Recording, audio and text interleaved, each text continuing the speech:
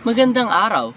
Ako nga pala si Prince Dancilia Mit ng Grade 10 Rizal na isa sa mga tagapag-ulat ng Kabanata 20 ng El Filibusterismo na siyang pinamagatang si Don Custodio.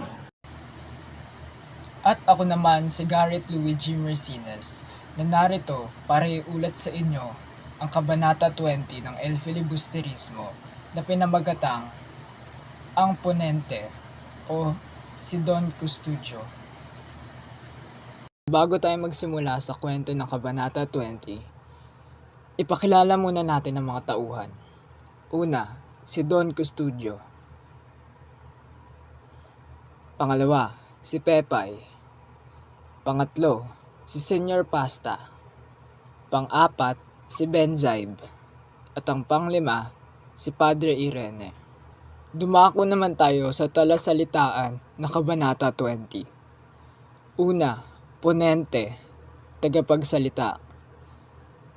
Pangalawa, buena tinta, mahusay sa pagsusulat. Pangatlo, mangutya, manginsulto. Pangapat, kawani, tauhan. Panglima, sumuling, magpatuloy. At pang-anim, bulalas, na ibig sabihin pagsigaw. Si Don Custodio de Salazar y Sanchez de Monterredondo ay nabibilang sa mataas na lipunan sa Maynila. Sinasabing siya'y walang kapaguran, bantog, maingat, masipag, palaisip, matalino, mapanuri, mayaman, at iba pa.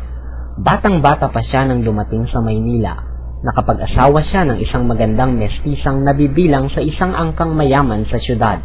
Sa pamamagitan ng salapi ng kanyang asaway, nagsikap siyang mga lakal at tumanggap ng anumang paggawa ng pamahalaan at ng ayuntamiento, kaya't nailuklok siya sa iba't ibang pwesto sa gobyerno. Nang pumunta siya sa Madrid, Espanya upang ipagamot ang sakit sa atay, walang pumapansin sa kanya.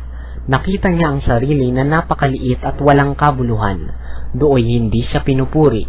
Hindi siya nakakahalubilo ng mayayaman. Ang kakulangan niya sa pinag-aralan ang dahilan kaya't hindi siya pansinin at naging mababa sa paningin ng mga kasamahan. Kaya't nagpasya siyang bumalik sa Maynila. Sa mga unang buwan niya sa kanyang pagdating ay wala siyang nababanggit kundi ang Madrid, ang mabubuti niyang kaibigan, mga ministro, kinatawan at manunulat. Maraming opinyon si Don Custodio tungkol sa mga Indio. Ako'y lumalagay na parang ama at tagapagtanggol. Ngunit kinakailangan ang bawat bagay ay malagay sa dapat kalagyan.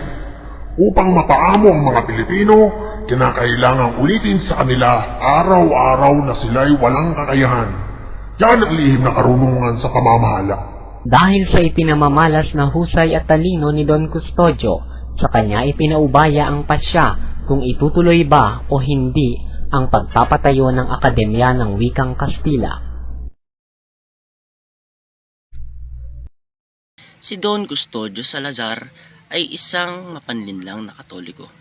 Hindi siya naniniwala sa pangungumpisal, hindi rin siya naniniwala sa milagro ng mga santo, at lalong di siya naniniwala sa pagiging banal ng Papa.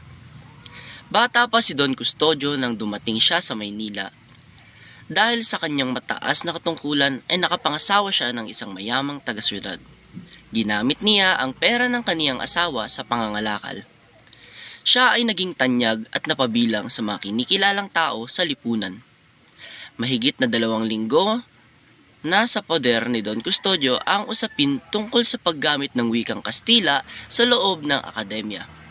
Siya ay naatasan na gumawa ng pag-aaral at magbigay ng pasya kung ang paggamit ba ng mga estudyante ay naaayon o hindi.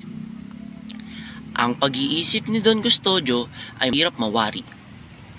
Minsan ay kakampi at pinagtatanggol niya ang mga Indio. Ang tinutukoy na Indio ay ang mga Pilipino. Samantalang kung minsan ay hinahamak niya ang pagkatao ng mga ito. Sa kanyang pagbibigay ng pasya tungkol sa usapin, isa lang ang gusto niyang mangyari, ang mapasaya ang mga praile, lalo na si Padre Irene. Ang kabanatang ito ay kapupulutan din ng aral.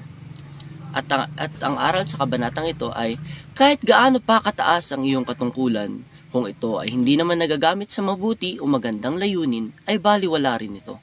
Gamitin ito sa mabuti upang makatulong sa kapwa.